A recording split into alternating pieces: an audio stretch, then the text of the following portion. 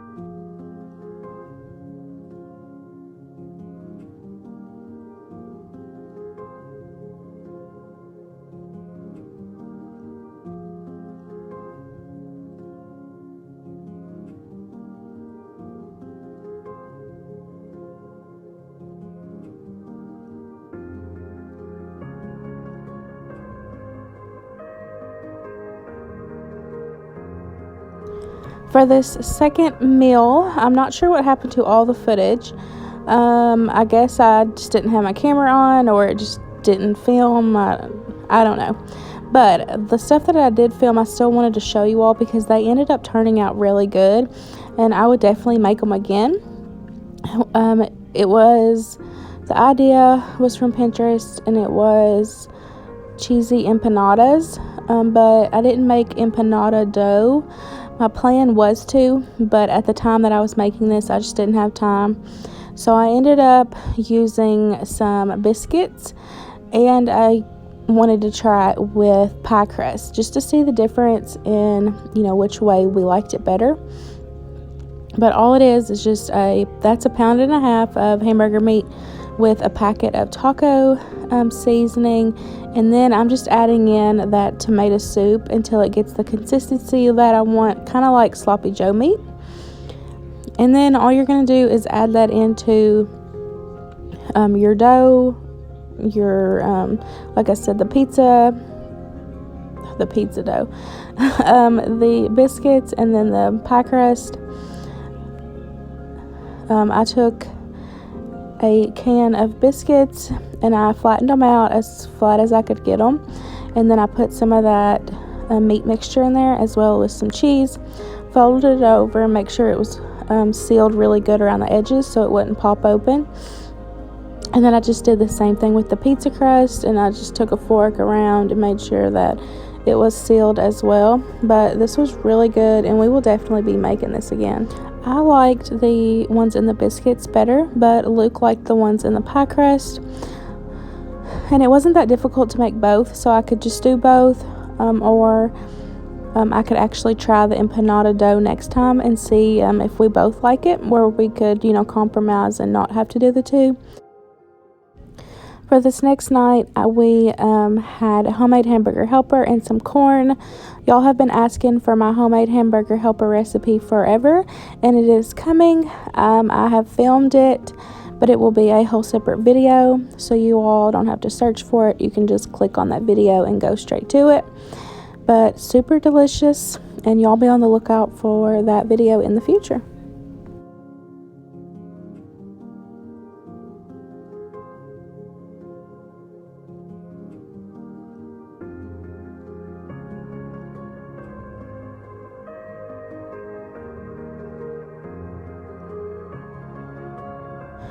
For the last meal of this video, this was kind of make it up as I go. Y'all heard me say that many of times, and this was definitely one of those. I kind of wanted like a chicken chili, but then I wanted it cheesy, and this is just what I ended up with. Very delicious.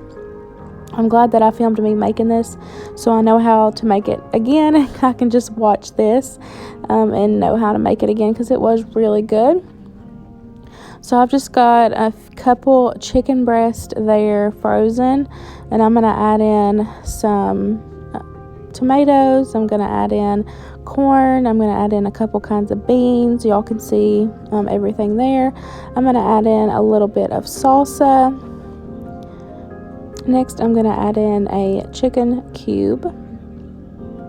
Then I'm going to add in a packet of original taco seasoning, whatever brand you like.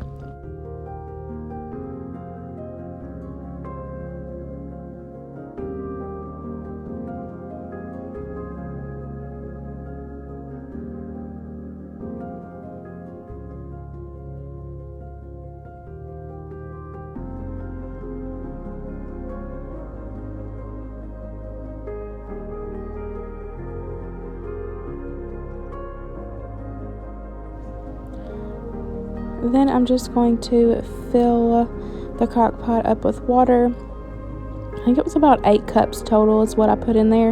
You just want to have enough liquid where it covers all your ingredients, and you want it where it's going to be like a soup consistency. So I'm using my Kasori cooker. I'm just going to pop that on. I'm going to cook it on low for about 8 hours.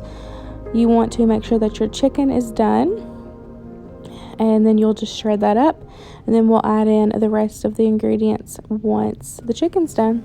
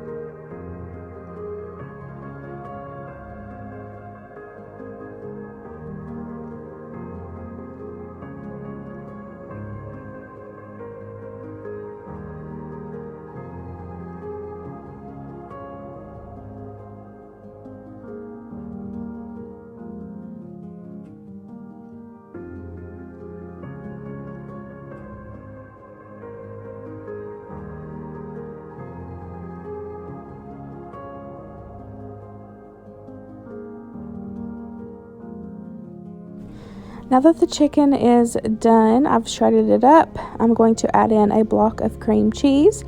I let this sit out for a little bit so it wasn't so cold. It's better if you have it more room temperature when you're adding it into a hot soup. So you're gonna add that in there, and then I'm also going to add in one of my favorite ingredients, and y'all aren't even gonna guess what it is. I bet you don't know. It is a Velveeta cheese sauce packet. I'm gonna add that in there to help give it a little bit more cheesy taco-y flavor, and y'all, it was so good. It was perfect. You're just going to I'm just going to put that all in there. I'm adding in some pinto beans I had made in the crock pot a long time ago, and I just froze them. So I'm gonna add that in there, and it's also gonna make it a little thicker because I smushed some of them up where it was kind of like refried beans, so it's gonna help kind of thicken it up a little bit. But it already looks delicious, so I can't wait for all of that to melt down, and then we get to eat it.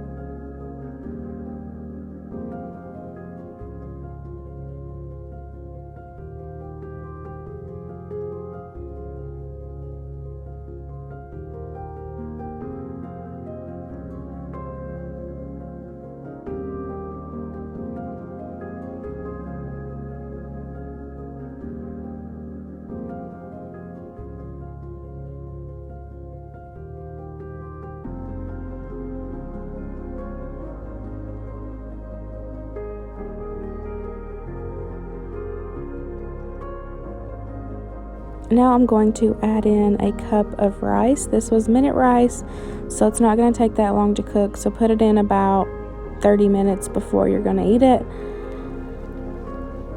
I had never put rice in any kind of taco style soup before, and it was really good. It was different, and it was filling, and I would try it. If you have never tried adding rice to any of your soups or anything, give it a try. It's good.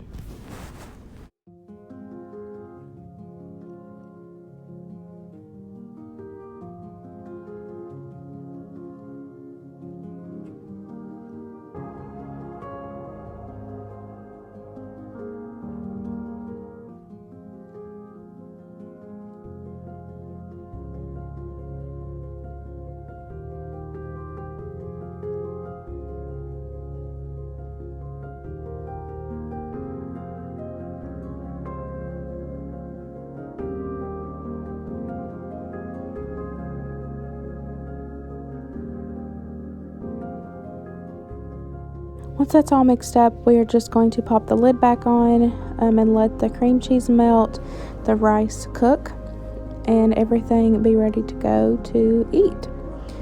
here is my bowl. I'm telling y'all, it was so good. So good, so cheesy. We topped ours with some sour cream, some extra cheese, and some tortilla chips. I hope you all enjoyed this What's for Dinner. Don't forget to give this video a big thumbs up. Please comment down below, and I'll see y'all later. Bye, guys.